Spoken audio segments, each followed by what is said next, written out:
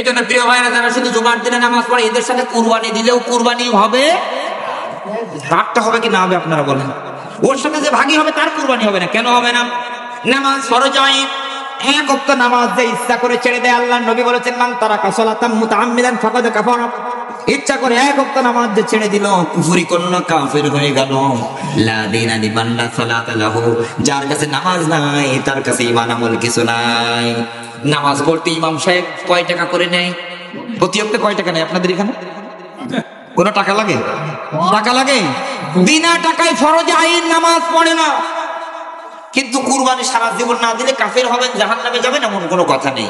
অথচ 30,000 টাকা ভাগে দিয়ে কুরবানি দেয়, আর ফ্রিতে নামাজ পড়া যায় ফরজ আইন তা পড়ে না। তার মানে বুঝতে হবে কুরবানি দেয় লোক দেখানোর জন্য।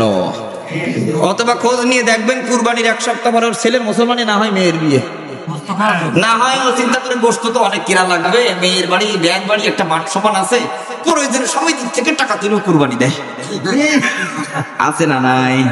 আল্লাহ তাআলা বলেন না, লা ইয়ানালাল্লাহু লুহুমুহা ওয়ালা দিমাউহা ওয়ালাকিন ইয়ানালুহুত তাকওয়া।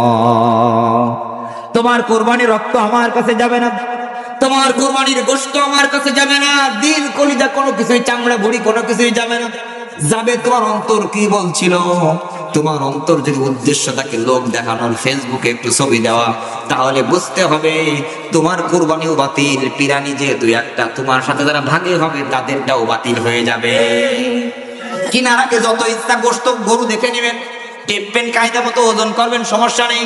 কিন্তু কেনার পরে যদি কেউ গোশত মেপে হিসাব করে, বাজারে চলছে 650, আমাদের 600 টাকা কেজি লাভ হয়েছে, অথবা বাজারে চলছে 650, আমাদের 700 পড়েছে, লস হয়েছে, এই লাভ লসের হিসাব যদি কেউ করে তাহলে তার কুরবানিও বাতিল হয়ে যাবে।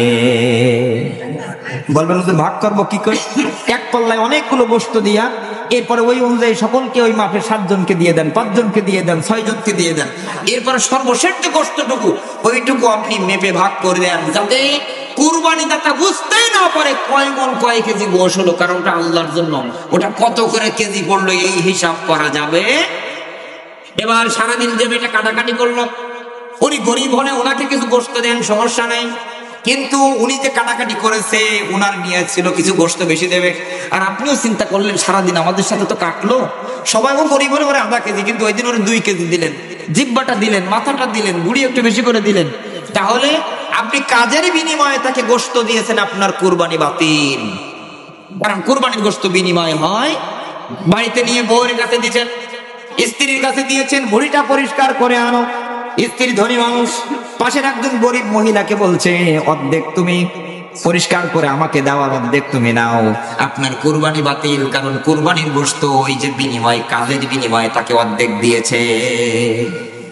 কথা কি বুঝতে পারছেন? কত মানুষের কুরবানি বাতিল হয়ে যায়।